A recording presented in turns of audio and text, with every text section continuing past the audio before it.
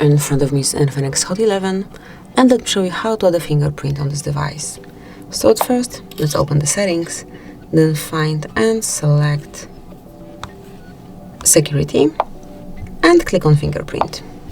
Draw your unlock pattern if you already have one, and now you can smoothly add your fingerprint by tapping on Add Fingerprint.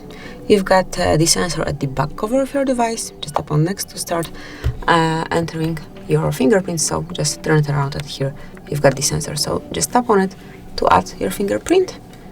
Lift up your finger and then put it on the sensor to add fingerprint fully.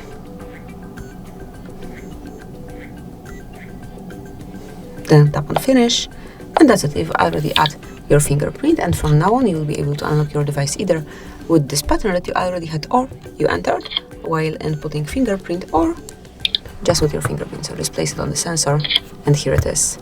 So that would be all. This is it. Thank you for watching. Please subscribe our channel and leave the thumbs up.